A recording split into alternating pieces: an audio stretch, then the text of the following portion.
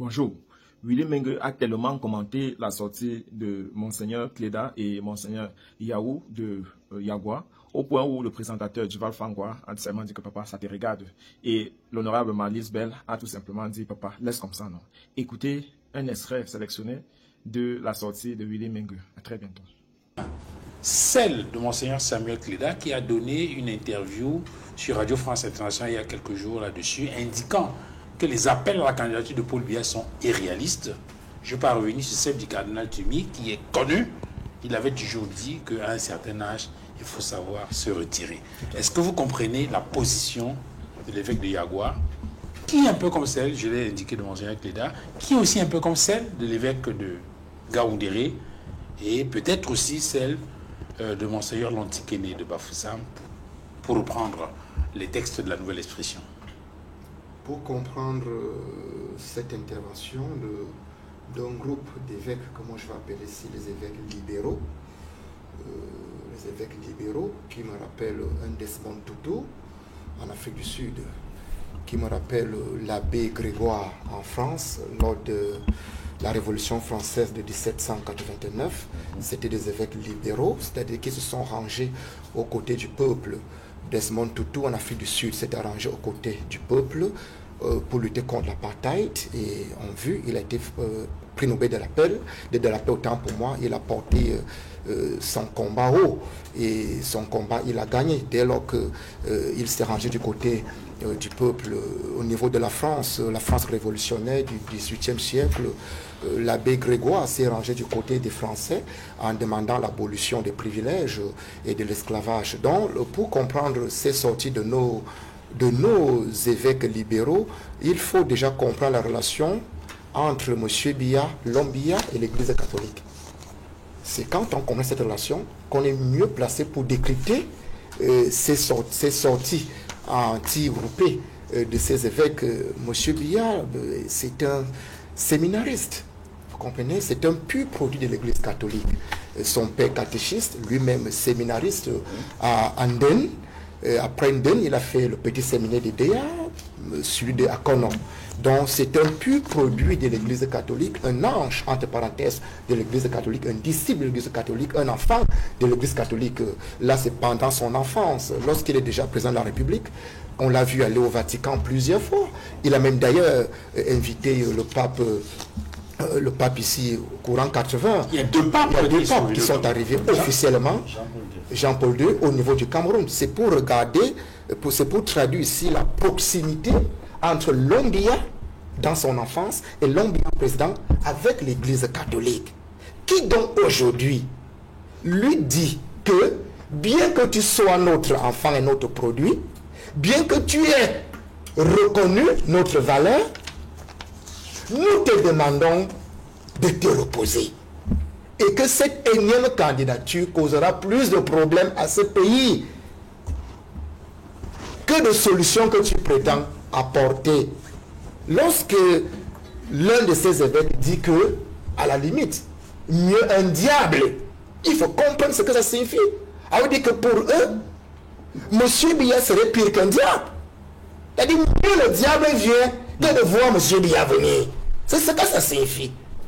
Autrement dit, cela nous rappelle dans le livre de l'Apocalypse.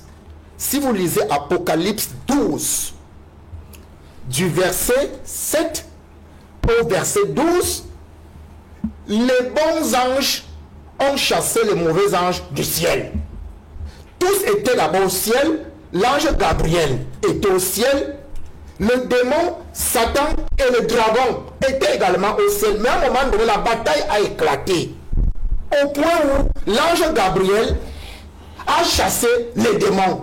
Alors, M. Biya aujourd'hui est expulsé par ses pairs de l'Église. Que tu n'as plus droit de citer en tant que président de la République. Parce que le mal que les Camerounais subissent aujourd'hui, quand vous avez suivi l'homélie de Monseigneur Emmanuel Abo de Ngaoundéré, il convoque la situation de l'emploi, la sous-employabilité et la misérabilité dans laquelle baigne le peuple camerounais. Il entre dans la peau de ces millions d'enfants pour qui les familles ont pris de la peine à envoyer à l'école. Ils ont des diplômes, mais ils n'ont pas d'emploi. Ils ont une seule assurance, avoir l'assurance de ne pas avoir un emploi.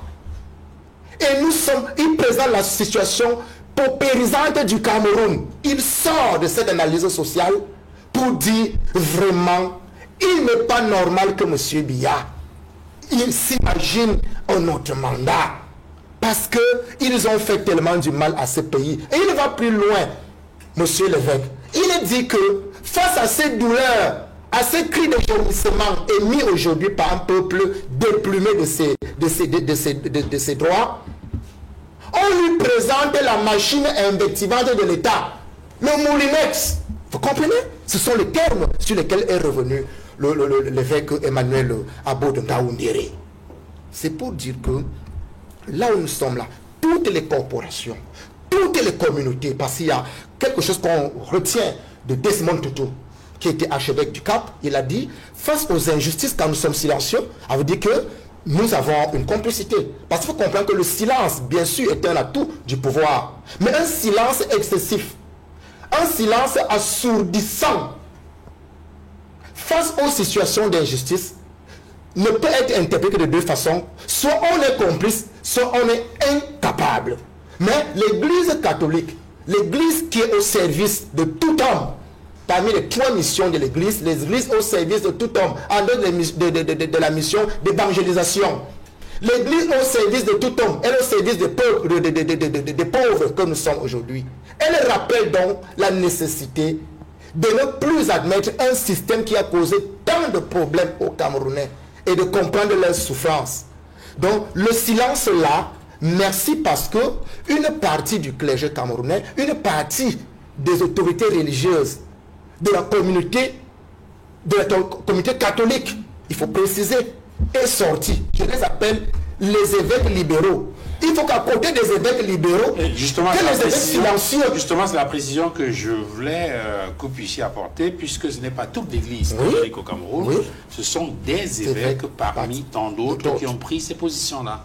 Voilà pourquoi je dis, dans cette dynamique, les évêques silencieux et les évêques soutiens, ceux qui sont en soutien du régime, puisqu'ils sont identifiés, ils doivent comprendre que la dynamique qui est créée doit être une dynamique d'ensemble et qu'il faut sauver. Ça vaut mieux de sauver les 29 millions de personnes qui crient dans la douleur que de sauver les 500 000 personnes qui leur font subir des douleurs que Desmond Tutu avait dénoncé en Afrique du Sud, que l'abbé Henri Grégoire avait dénoncé en France lors de la Révolution française. C'est ce genre d'évêques dont on a besoin. Et pas que l'Église catholique. Les imams. Il faut que les imams entrent dans la même danse. Parce que les imams ont également... C'est plus de 40% de la population camerounaise qui est musulmane. Au moins, vous comprenez? Donc il faut que les imams comprennent aussi cela. Même l'église presbytérienne camerounaise, EPC, ils doivent entrer, il faut comprendre que tout le monde aujourd'hui, ce sont des joueurs taiseux, aux faux complices, au soutien. Nous devons dénoncer, nous devons décrire à haute voix, on doit dissuader M. Biya et ses lieutenants, que l'heure a sonné, que c'est l'heure de la rupture. Il faut le dissuader. Il faut le dissuader depuis même son âme. C'est ça le problème, honorable. Non, il faut refléter. Il faut refléter. Non, vous allez parler. Il faut dissuader M. Biya que cette énième candidature qui se décide fera plus de mal aux Camerounais que ce qu'il a déjà eu à causer à des millions de personnes aujourd'hui. Très bien. Je dois juste préciser à l'intention des utilisateurs que l'analyse que vous faites sur la relation, en tout cas l'allégorie que vous avez prise pour interpréter, n'est-ce pas, le discours de Monseigneur Yaouda, bien évidemment que cela vous engage. Marlise Douarabel, est-ce que les évêques ne vont pas un peu au-delà quand même de leur fonction, de leur mission? Alors, ils sont 16. Les évêques sont à peu près 16, si je ne me trompe pas. Plus. En tout cas, une vingtaine. En tout cas, il y en a 3 qui ont déjà pris la parole de manière ostentatoire. Je ne pense pas qu'ils soient qu'on puisse les comparer aux hommes politiques, mais au moins, on peut être d'accord qu'ils ont pris la parole politique. Ils ont porté une parole politique. Et j'imagine qu'ils assument la parole qui a été prise. Maintenant, je excuse-moi Duval de revenir sur la lecture et les yeux avec lesquels votre expert Edmond a lu le discours du président. Je m'apprêtais à revenir sur sa perception, parce que tout est aussi question de perception. Si tu lis déjà avec les mauvais yeux, évidemment tu vas voir les mauvaises choses. Donc quand il a occulté le fait que le président ait eu affaire à rappeler tous les malheurs qui nous sont arrivés, il a fait comme si dans le discours du président il n'y avait rien de cela. Il y a. Et après quand tu l'interpelles, il dit non, je voulais juste qu'il présente ses condoléances. Mais il faut d'abord commencer par dire que le président a rappelé tous ces faits qui ont été une douleur pour le peuple camerounais. Maintenant, l'ami qui me soutient tant et qui dit que oui, l'honorable a dit que le droit... C'est ça qui est embêtant avec vous. Parce que quand je vous invite comme ça, que bon, essayons de voir ce qu'on peut faire pour que notre pays ne sombre pas. Parce que les pays sombrent pour rien du tout, hein. Pour rien du tout. Et Marlise ne mourra pas et toi tu seras épargné. Donc nous avons tous intérêt à ce que nous voulons construire ait de l'allure. Mais quand tu commences à utiliser du vice dans ta prise de parole en voulant passer un discours comme toi tu le veux, et pour me mettre, j'ai dit que nous devons nous mettre ensemble. Mais si vous êtes déjà de mauvaise foi et que vous n'êtes pas capable de vous asseoir avec nous et qu'on puisse parler, tout de suite, nous n'irons nulle part parce que nous sommes d'abord un grand parti, 2, structuré, 3, avec des ressources humaines importantes et de qualité, 4, avec un président dont la légalité ne souffre de rien. Et son âge ne peut pas être un problème parce que dans la fiche de poste d'un président de la République, l'âge n'est pas mentionné. Donc, occupez-vous de vos candidats. Vous avez des candidats. Et ces candidats peuvent battre le vieillard. Mais d'où vient-il que le seul débat qui anime aujourd'hui la classe politique camerounaise soit l'âge du président? Il y a problème. Mais laissez-le tranquille. Encore qu'il n'a pas encore dit, hein, clairement, qu'il est candidat. Nous avons souhaité, parce qu'il nous semble que... C'est possible qu'il y ait un autre candidat? J'ai dit que pour l'instant, il n'est pas candidat, n'est-ce pas? Il ne l'a pas déclaré officiellement.